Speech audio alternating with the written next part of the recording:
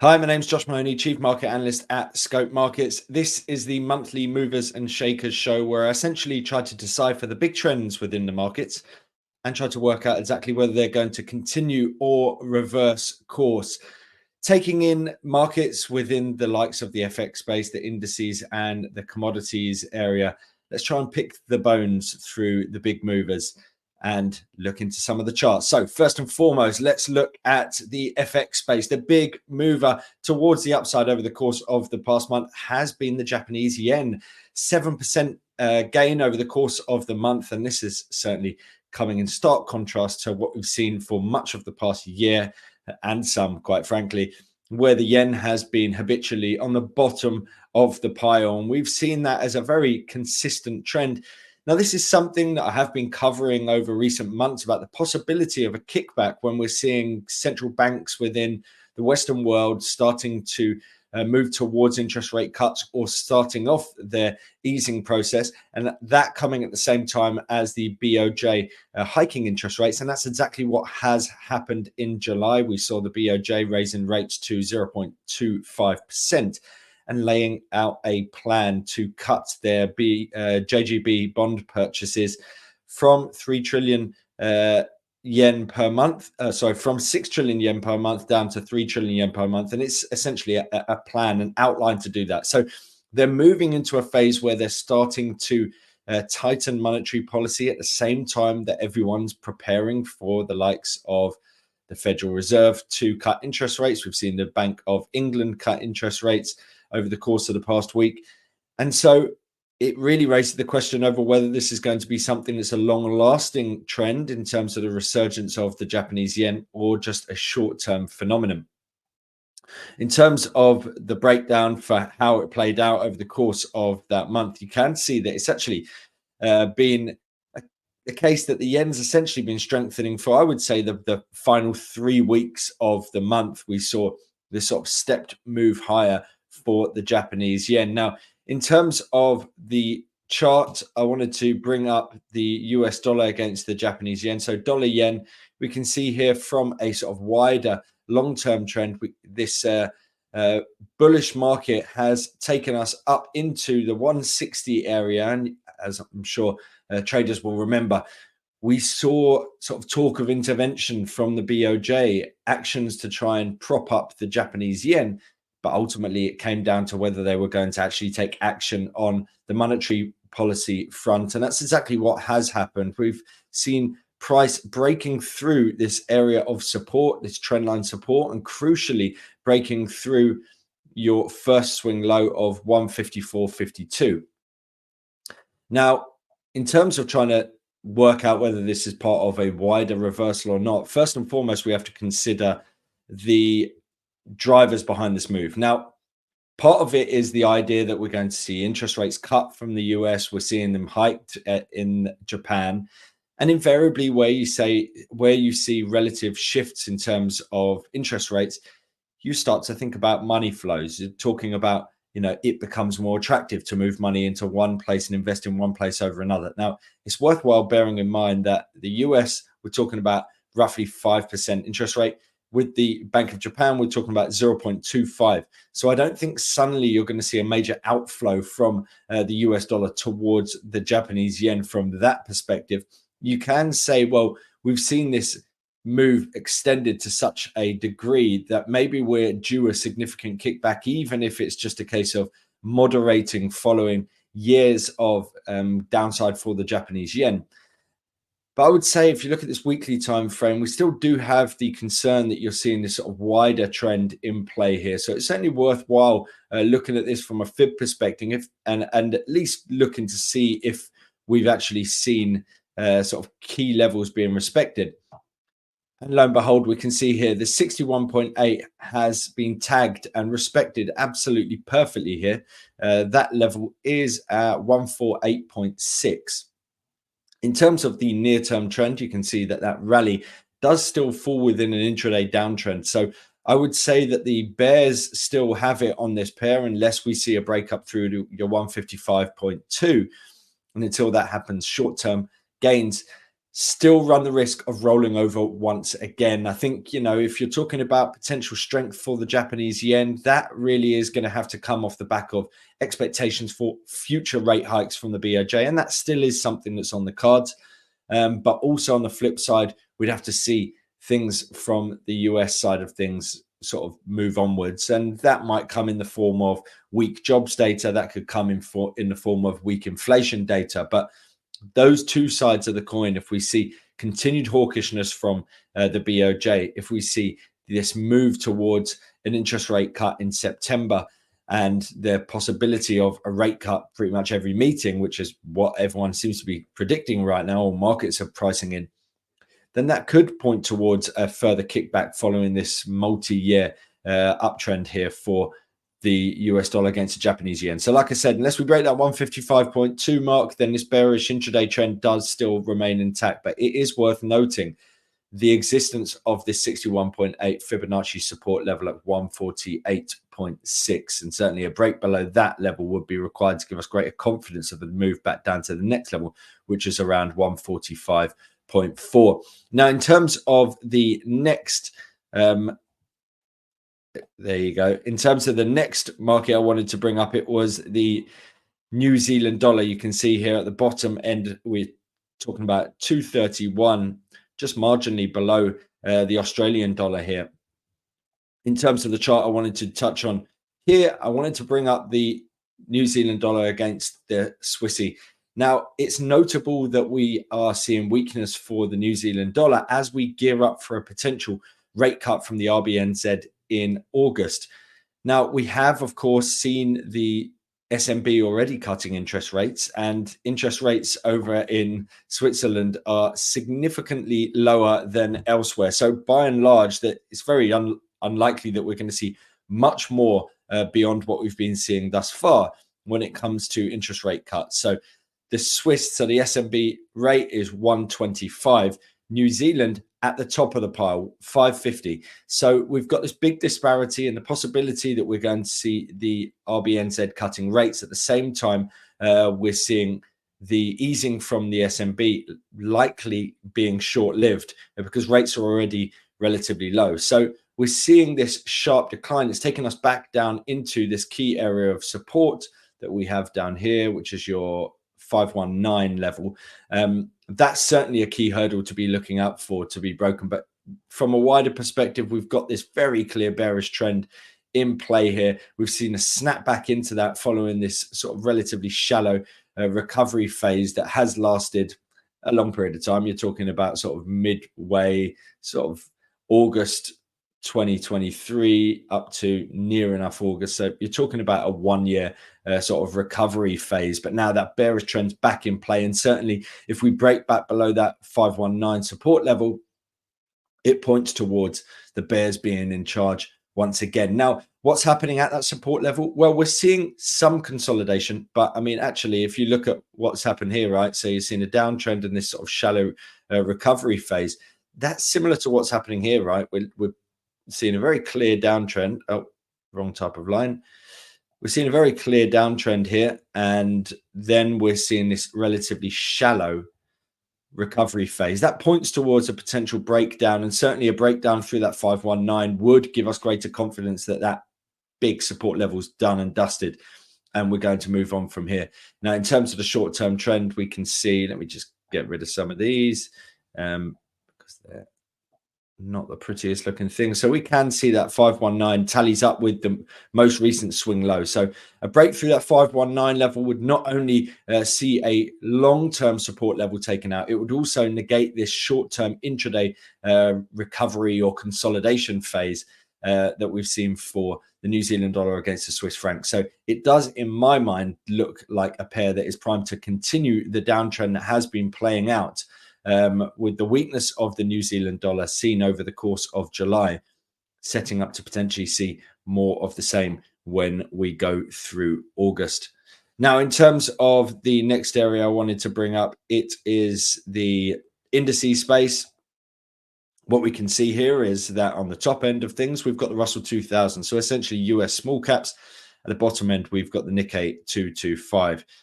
Certainly, it's the Russell 2000 that's sort of grabbed the headlines, and it comes at a time where we've seen this major rotation out of big tech into small caps.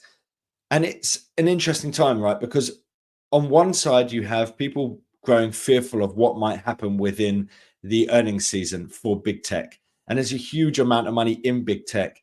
So what's happened? Well, we've seen selling for big tech in the lead up to earnings season. And then during earnings season, we've seen a lot of money moving out of some of these Mag 7 names, even when we've seen strong earnings, right? We saw it with Alphabet, we saw it with Microsoft. Significant downside, and a lot of it's not even justified. What's been the benefactor? Well, the money's got to go somewhere, and generally people have started to look towards Russell 2000 and say, well, this is a relatively unloved index that should really benefit from an environment where we see interest rates being cut. So small caps, typically leveraged businesses, typically a significant chunk of them are not profit making, they're loss making, and therefore they're reliant on raising funds. So raising funds becomes a lot more difficult when interest rates are high, the cost of borrowing is elevated. So there's concerns over these businesses not necessarily being able to last through this period of elevated interest rates. And as we move towards that first rate cut from the FOMC, so people think the worst is over and the money can come back into the Russell 2000. So you've got the double whammy of people thinking, you know, they're fearful around what might happen for earnings season for big tech because of how highly valued they are and relatively stretched in terms of valuations. And then on the flip side, you have this idea that the Russell 2000 and small caps could benefit from interest rate cuts, which are just around the corner. The caveat here is that when you see strong earnings from those big tech names, as we saw for Q1 earnings, generally the money comes back into that area. So I wouldn't be surprised, because we have actually been seeing some decent earnings coming out of some of the big tech names.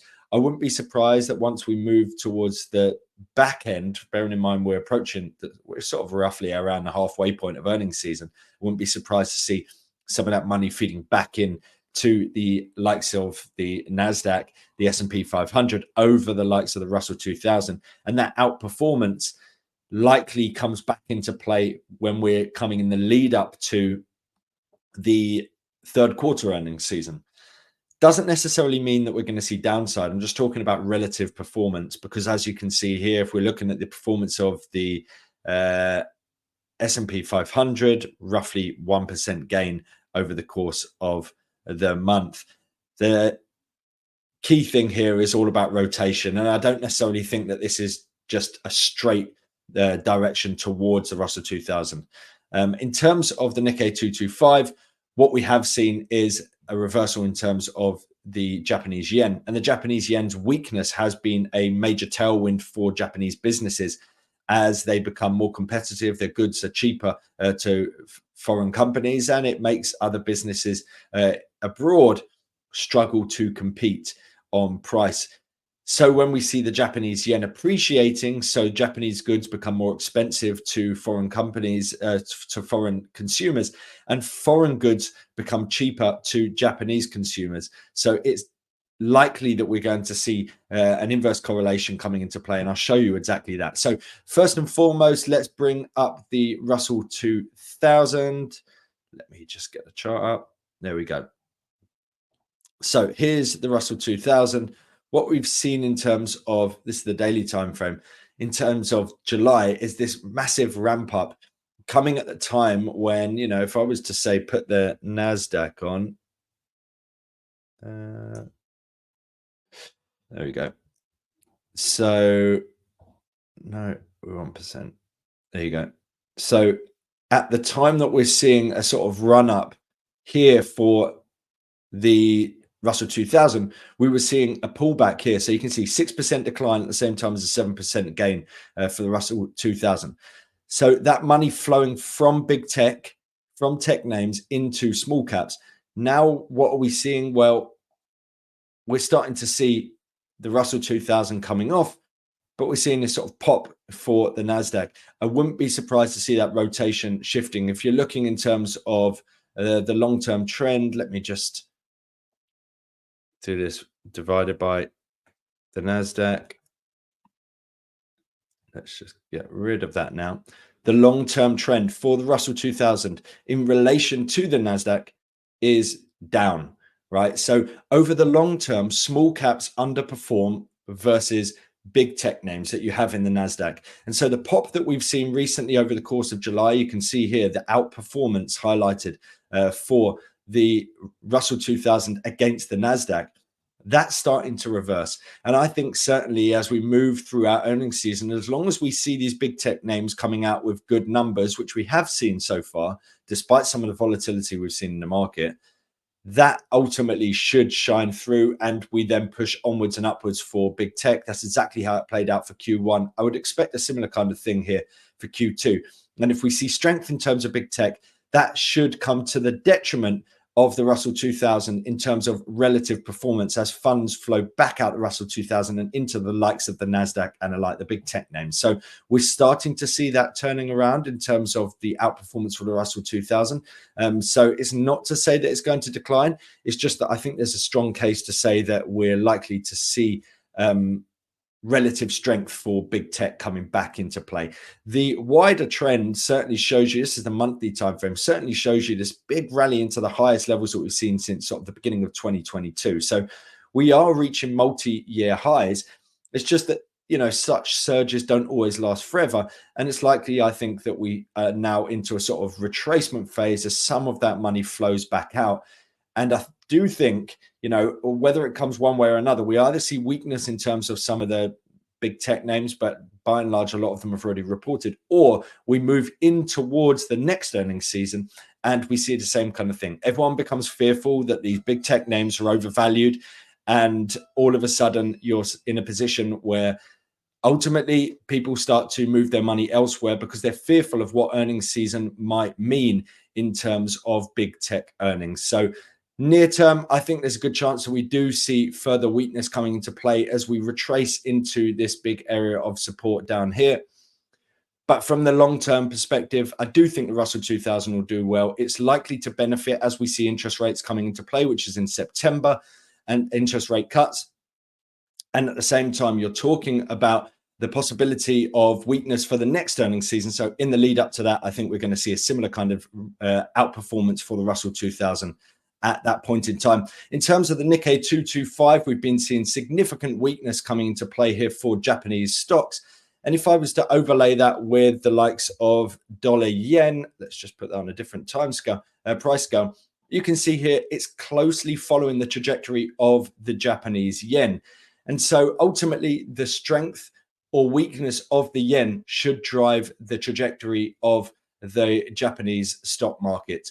So if you're looking for further strength for the yen, you're looking for weakness for the Nikkei 225. And as we can see here, we're coming into this key area of support. If we break down through this 36712 mark, sorry, I'm better off with full screen. If we break through that 36712 mark, then you're looking at the potential for a wider retracement to come into play, and it negates this trend of higher lows in particular. So look out for a break through that level. That would point towards further weakness coming into play. But really, this is a relative trade that is also reflecting the movements of the Japanese yen. More Japanese yen strength should come to the detriment of Japanese stocks. But if you're expecting to see the likes of dollar yen rebound once again, and certainly it comes down to your view on what the BOJ are going to be looking at going forward, that would potentially point towards a rebound in turn for Japanese stocks. Finally, let's go on to the likes of, here we go, onto the commodities space. Oh, finally, just on that same note, I've wrapped up the sort of breakdown over the course of the past month for the Nikkei 225. And some of the stocks that have underperformed the most are some of those big exporters. So the fact that we're seeing these big exporters suffering particularly heavy losses really does highlight that the companies that are going to weaken are going to be the ones that are heavily reliant on exports and being internationally competitive. In terms of the final area, I wanted to look into its commodities. And you can see by and large, we're seeing weakness pretty much across the board here. It's gold that has shone. And there's good reason for that. You know, I've said for a long time, you know, for as long as I can remember, leading into this period, it's been the most obvious period that I was expecting to see outperformance for precious metals, because precious metals do well at times of monetary easing. Typically, monetary easing comes at the time when we don't expect it. Suddenly you see 2007, 2008 crash. And when we see a crash, then suddenly the central banks are having to act. That is monetary easing, where they're just desperately reacting to a development. The monetary easing we're about to see has been telegraphed for such a long period of time. As we saw interest rates hiked, we knew they were going to cut rates as quickly as they could. They just had to wait for inflation to come down. And that should benefit gold, because we're talking about the potential devaluation of currencies as people cut interest rates. And this is exactly what we have been seeing. We have been seeing outperformance, and I'm expecting to see further strength as we move throughout the months. Let me just throw on a chart here. This is the chart for gold. We can see here that ultimately price has rallied up into towards this prior resistance level, sort of 2480. The wider time frame here for gold does highlight the trend that's in play, and it also highlights the fact that when people are talking about sort of markets that are highly trending markets, equity markets are one of them. Certainly US stock markets can be very good because they're very reliable, and gold is also very reliable from a long-term perspective. But it does get caught up in periods like this, where you might think it's not very reliable, because you could hold gold for a very long period of time, many years, and get very little return. Well, we're not in that phase now. We're now in a bullish phase, much like the phase that we saw back here, right? So we don't know how long it's going to last. Maybe we're here at this point. Maybe we're at this point. But I don't think we're at this point, because we haven't even started cutting interest rates yet. So I think there's the basis for further upside. And so it's just a case of looking out for this trend and seeing, is it continuing? Are we continuing to create higher lows in particular? Well, we've got this 2277. We came into a deep pullback, but we didn't break it. 2286. The next one up here was 2293. And now we've pulled into 2353. So we keep making these step moves higher. And certainly we were sort of consolidating over this phase. We broke out through resistance here, and then we've pulled back once again. So let's see from a fib perspective, has this retracement come into a deep area? Yeah, it has. It's come past that 61.8. And on an intraday basis, have we seen that downtrend ended? Yes, we have. We've seen this ABC retracement into a deep fib zone, and now we've rallied up through the first resistance level here of 2432. That points towards further upside to come. We might at some point see a deeper pullback into this area, but it's ultimately a case of just following it on an intraday basis. The hourly time frame shows you that we are continuing to create this higher highs, higher lows. So if we were to see a breakdown through this near-term swing low of 2430, then we're looking at the potential for a wider retracement. But until that happens, the bulls do remain in charge. Now, in terms of wrapping this up, I feel like I talk about natural gas every single month. And in part, that's because we've seen such a massive devaluation in nat gas that the percentage moves are just massive in comparison to the moves that you see for some of the other markets. So in the interest of talking about a different market this time around, I wanted to bring up Palladium, because Palladium similarly has some really nice trends within it. But you're just talking about different sort of percentage moves. Now, here's Palladium over the long term, right? And we're talking about the move out of Palladium in terms of demand, as we see the demand for catalytic converters around the use of fossil fuel driven cars fading as people move towards the electric vehicles. And so you've seen this massive sell-off in terms of Palladium. The sell-off that we've seen of late in July has seen a break back down towards the downside. Now, we have kind of come back into this zone of support, though. And so whilst we were seeing a very clear trend previously, we're now seeing it potentially bottoming out. And so we really need to see a break through this area, so 872, 854, to signal the continuation of that trend. We do tentatively have a downtrend. I mean, look, we're now seeing flatlining highs essentially. So this is an area that we could possibly just rebound and then continue the consolidation that has lasted over the course of much of this year, pretty much this year thus far. And so are we seeing that? Well, potentially. Now, we have seen a rise through this first resistance level which is 922. But I would say if we wanted to see a more bullish outlook, we need to see the 946 taken out. And so for this market, it's a case of, do we break the 946 to point towards a rally back towards your 1040, or do we break through 872 and point towards a continuation of that bearish trend? Certainly, it's a lovely long-term downtrend here for Palladium, but that selling pressure can only continue for so long. The question mark is, now that we've essentially seen 2024 that's been dominated by price action, where, you know, this is the inception of the year, right? So we're like here. So 2024 thus far has seen price trading between these two zones. And so we're heading back towards the bottom end of that zone. We saw a strong move towards the upside here. We're seeing a similarly strong move towards the downside. But the key is, do we break out through resistance, or do we break down through support? And that should tell us whether we're going to continue this range bound market, or whether we're going to exit and continue the long-term downtrend here for Palladium.